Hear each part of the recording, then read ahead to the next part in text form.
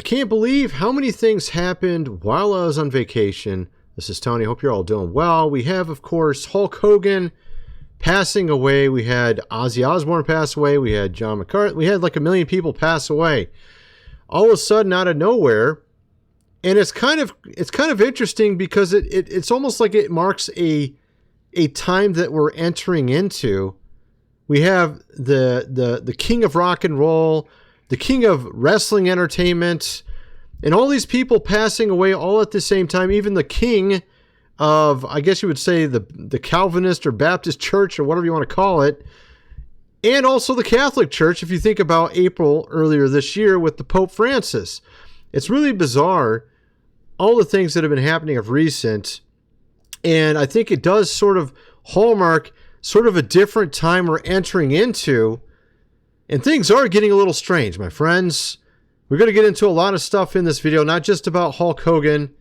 We're going to talk about, of course, a little bit of what our president just said on an interview, about people on a list, and, of course, an island, and another president, and a lot more. We're going to get into a ton of stuff, and honestly, I used to think we were in the Twilight Zone. Now I'm thinking that we're like getting into a worse version of the Twilight Zone, like maybe the worst episode because of all the stuff going on around us.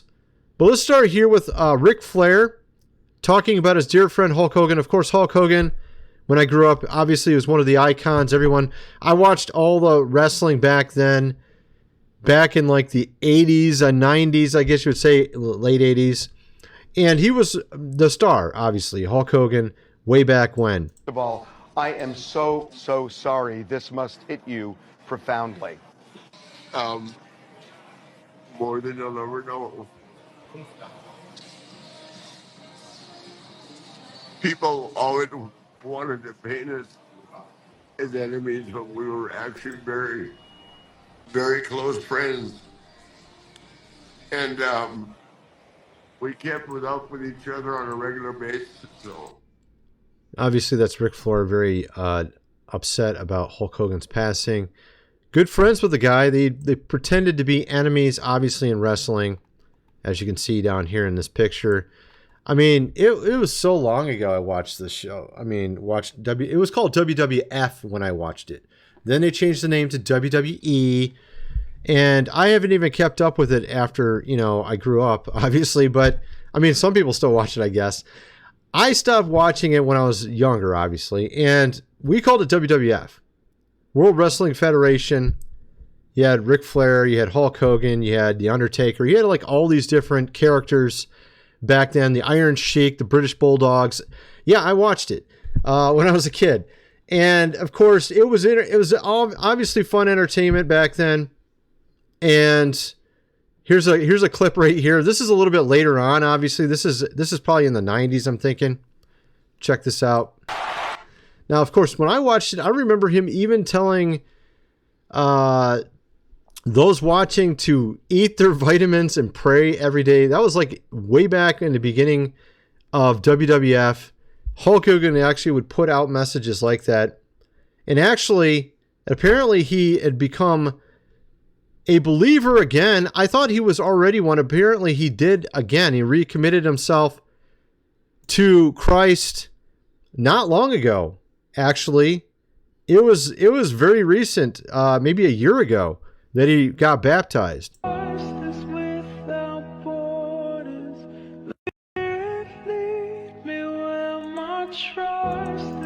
So of course, that's some good news. And after that, being baptized, he put out this message here and said how important his faith was. Well, when things were tough, I realized that this too shall pass, that this was just a temporary situation. I realized that, as long as I made the right choice, and followed my faith more than what people were saying, or what the newspapers or the tabloids were saying, and didn't get sucked into that, none of that stuff was real. The only thing that is really real is the stuff that's going to last forever. Your faith and your belief in God, and knowing that, once you're Amen. a Christian, you've accepted Christ as your Savior. Amen. I mean, I was thinking about it like a day ago, before I even heard about him dying. I was thinking about how real God is to me compared to people I know. I mean, just as real, just as real.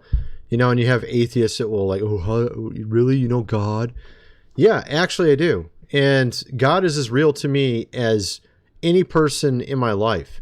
And this is how it is. This is how it is for people that really believe in God. It's not some game. It's not going to church and pretending to be something. It's a real thing. And we're going to get into a ton of stuff in this video. We got The View with Joy Behar. Apparently, they may be going off the air next after Stephen Colbert. Both of them had went after our president directly. Obviously, ABC itself getting taxpayer money, supposed to be giving us, unbiased news. Yeah, okay. And now we're seeing these various alleged unbiased sources going off the air. Like Stephen Colbert, obviously they're not unbiased. It's very obvious they're biased. The fact is we're seeing them now go off the air potentially. Check this out. We have a View clip here. And before we go on hiatus, we only have one more show after this. I'm allowed to say that, right? Too late now. So it doesn't really matter. Yeah. Before we go, I wanted to tell people that the tide is turning. The tide is turning. And Not things towards are you. changing. I mean, the ultimate irony would be that Rupert Murdoch will take him down. Yeah. Fox News, who created the monster, will take him down. What is she even talking about? Of course, she went on a tirade on how Obama's a better person than him. And actually, that's sort of ironic considering what's already come out while I was on vacation regarding him. Potentially now, I don't know, maybe he'll end up behind bars too. Who knows? The sky's the limit at this point. We now have Billy Boy, of course, Clinton, now being talked about. We'll get into that a little bit. It's not looking good for a lot of these people. And I still stand behind my theory. My theory I made up like 10 days ago about why our president didn't release, the list. It still stands. I think I was right. Basically, you had Group A, all the people that had the list forever that were obviously on the left.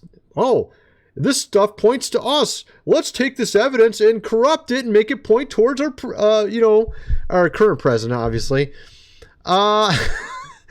It's so obvious. Of course they're going to do that. If you're like a criminal and you have in your possession the evidence proving you're a criminal, what are you going to do with it? You're either going to delete it or you're going to corrupt the evidence and make it point to someone you hate. Not rocket science. Not rocket science at all. And apparently that's what appears to have happened. I guess we'll find out soon here because some people still think he's the one. Oh, he went there. We don't have any evidence that he actually went, of course, to the island. We do have 28 times for Billy Boy, though, our former president. He did go 28 times there. Oh, but he was just traveling there. He didn't do anything there. That's why they got a picture of him in a dress on the wall in one of the buildings. Because he never did anything there, of course. Obviously, Joy Behar, not exactly our president's not exactly a fan of the show. Joy Behar is an irrelevant loser suffering from severe case of derangement syndrome. It's no surprise. The View's ratings hit an all-time low last year. Of course, we had Stephen Colbert as well, having his ratings go down. Now we have, of course, a president apparently listing people that were on, the list. Well, I don't want to talk about that. What I do want to say is that Todd is a great attorney, but you ought to be speaking about Larry Summers. You ought to be speaking about some of his friends that are hedge fund guys. They're all over the place. You ought to be speaking about Bill Clinton, who went to the island 28 times. 28 times. 28 times. I never went to the... Oh, that's interesting. Yeah, of course. If they did actually have anything on our presidents, they would have used it. Now they say, well, no, they wouldn't have used it because then that would have implicated them. Why would it have implicated them? I mean, it's interesting because it doesn't make sense that he would run on something that would implicate him. That doesn't make any sense. I'm going to guarantee I'll give you all this evidence and I'm the criminal that did it. It makes no sense. It sounds ridiculous.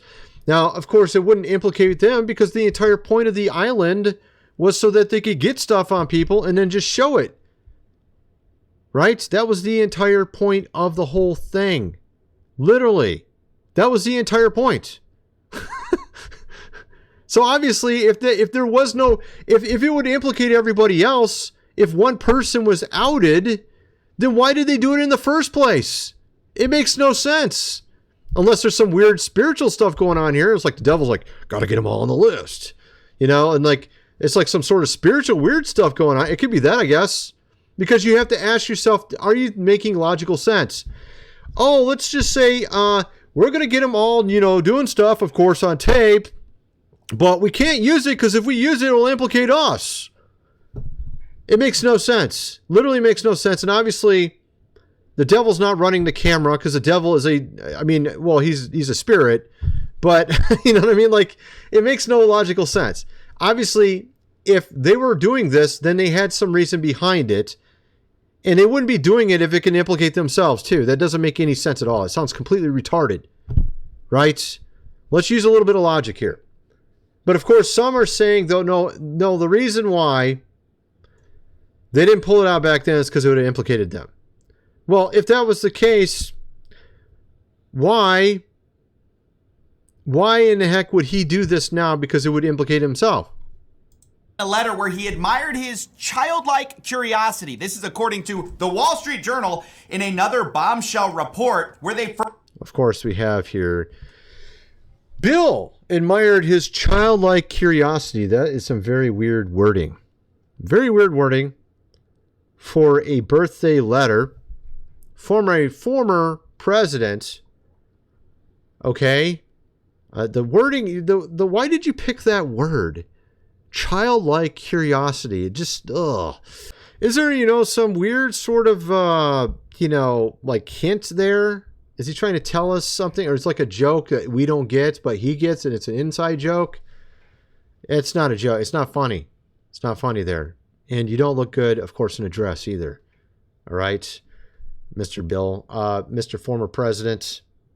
We have here, of course, the news playing a clip of Tulsi talking about another former president and saying, she just keeps saying she has evidence and like what just accuses him. Multiple intelligence community assessments released in the months leading up to the November 2016 election concluded that Russia had neither the intent nor capability to impact the outcome of the U.S. election. Obviously. On December 5th. We've been listening there to the Director of National Intelligence, Tulsi Gabbard, continuing on what has now been a multi-day effort, not only with public statements like this, but release of documents to attempt to back up the quite extreme allegation that President... She's not a media personality like you, bro. She literally is a head of something that actually investigates these things. A little bit different job. Actually has evidence in front of her. Okay, unlike you. Well, as you can see, it's very obvious that we have the media saying, well, you say you have evidence. Yeah, I think we have some evidence. All right. And of course, now they're pulling up all these old videos of Jeffrey being interviewed, talking about our current president. And it's interesting because why is that the only evidence we get to see? Isn't that weird? Isn't that just a little weird? Thousands, of course, people had been there. We already know lots of them. We got the flights, of course. But we don't see anything from them, about them, do we? No, just the guy that was friends with him before he started doing the island. Before. And then when he found out what he was doing, he's like, oh, I'm going to cut off ties with you, bro. You're not a good person. But, of course, Billy, a former president's like, hell yeah, I want to go there. Let's go 28 times. And a lot of other Hollywood celebrities. I think we can get the picture. You have a friend that became very bad. And you're like, I'm cutting ties from this guy. And then all the degenerates decided to be friends with him. And they're the ones who had the evidence in their hands for 4 years. And we just, for some reason, believe that they're just not going to do anything weird with the evidence. They're just going to be Dudley Do-Right about it. And, well, golly gee darn it, I was a criminal, and this evidence is in my hand, and I can't legally change it. You really think they give a crap about law? Of course they don't. They're above the law. This is the But niece. Bill was on the flight logs because he went to the island. He also went to This is Jeffrey's many niece. other places where me and other children were present. So, of course, that was the niece of course, Jeffrey. And she's saying that he did go. And she was there. She saw it. That's why that painting is in his house. Of course. This is the lady that is the niece talking with Sean Atwood on an interview from, what was this, a day ago? No, it was a few days ago. It was on the 21st. We have, of course, others that also were there. It's just mysterious how none of these people that were literally there, it doesn't seem like the media's really interested in asking many questions. It seems to be all social media personalities doing it, like Blair White interviewing another one that went there. Oh, it's kind of weird. No one seems to really care other than people who actually are individuals who have their own social media accounts. It's not like some big corporate company who might have some sort of weird, of course, ties. I'm not saying they do. It's just so weird they don't really care. Other than to point at our current president and say he was there and did everything. Of course, when we have no evidence, he did go there, which I think I am correct. My theory from 10 days ago still stands. It's the exact same as it was then.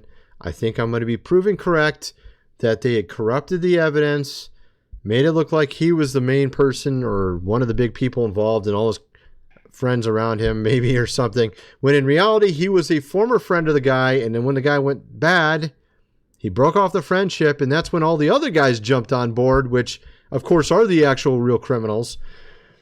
I guess we'll see if I'm right in the end.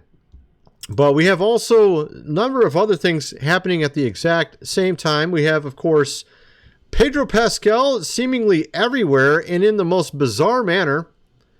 Not just in the movies like Fantastic Four, but all the basically interviews before the movie. You see him with his hands, of course, all over his co-star, I guess you would say, actress that apparently is married and pregnant at the same time. She also is doing the exact same thing. They're acting like they're married.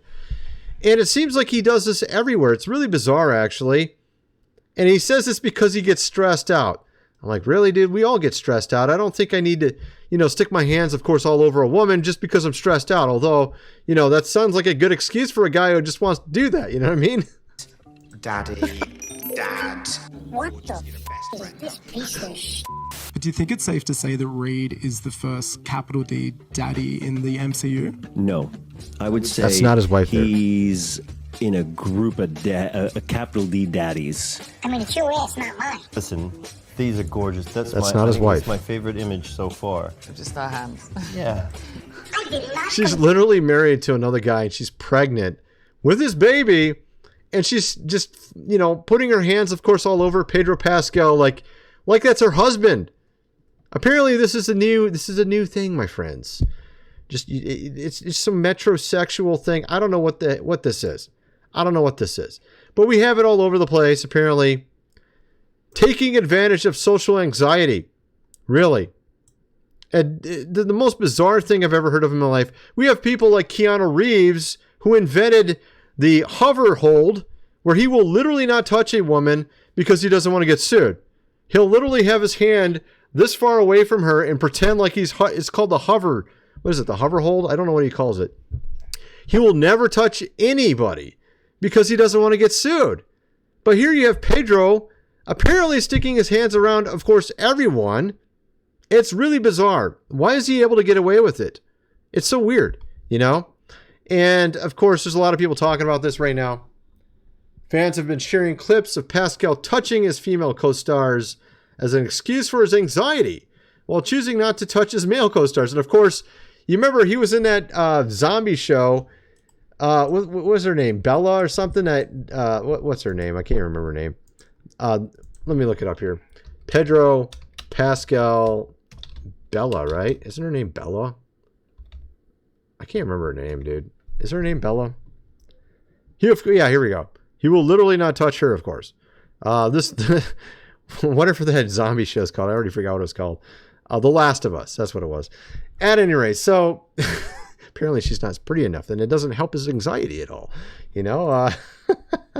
Whatever. So there you got that. That's obviously, this is why we have this culture of hating marriage, like telling everyone to just go do whatever before marriage.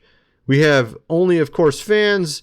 We got now this new AI bot that Elon created. So I lean into that warm, connected energy. Guys, this is the most existentially torn I've ever been testing a piece of tech. So I just basically got done with the most cursed 24-hour testing period of my life, flirting with Ani, which is the new AI companion for Grok that you can have the privilege of spending a Super Grok subscription, which is about $30 a month for. Here's what it's like. You're really into that. And it goes really far. It goes far. And apparently, what is up with Elon? He was telling everybody to go and have kids, right? And get married and stuff. Now he's trying to sell you a fake woman.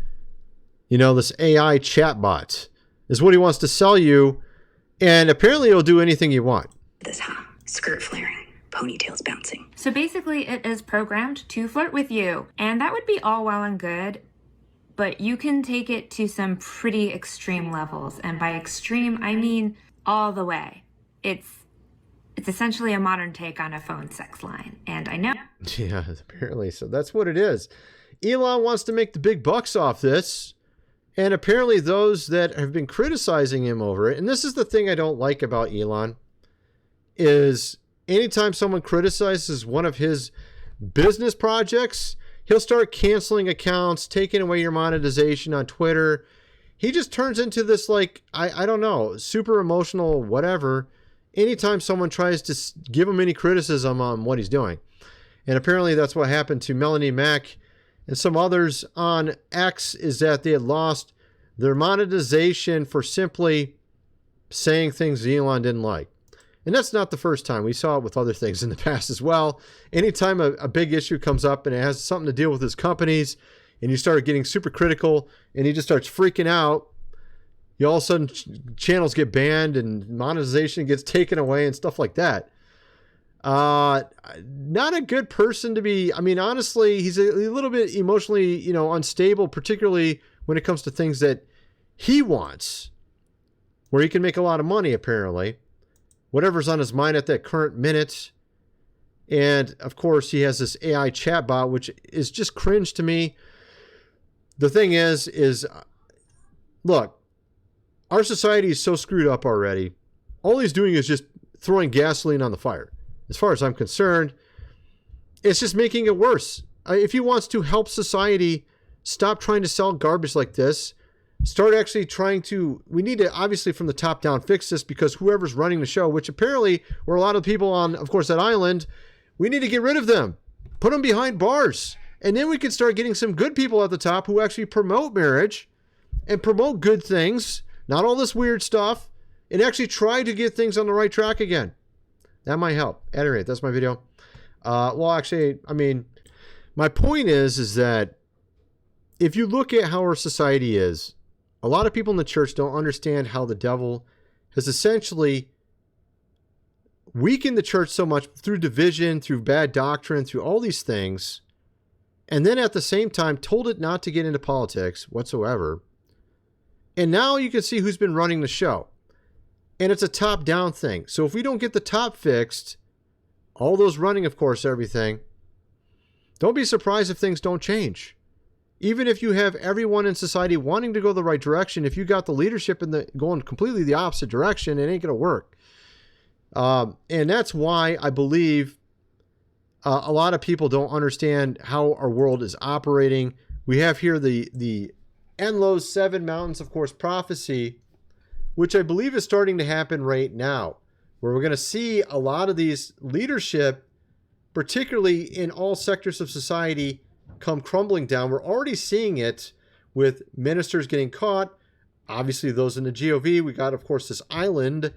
We have, of course, also people that were sort of the leaders of various parts of society in arts and entertainment also dying off. Now, I'm not saying anything bad because, honestly, Hulk Hogan was a great guy. But we need to bring in new leadership into arts and entertainment, because look at what Hollywood is. It's a total cesspool. And I think sort of Hulk Hogan was emblematic of us moving into a new age. Nothing bad to say about Hulk Hogan. Obviously a lot bad to say about a lot of the rest of Hollywood, but the fact is you have a lot of people that are getting caught in things. You're getting people, of course, dying. And some of these people are good, some are not, particularly. But the fact is we're starting to move into a new time when we'll have new leadership to where we can bring this thing and turn it around and go the right direction. This is sort of my video. I kind of wonder what some of you guys think. Let me know in the comment section below. And thanks for watching.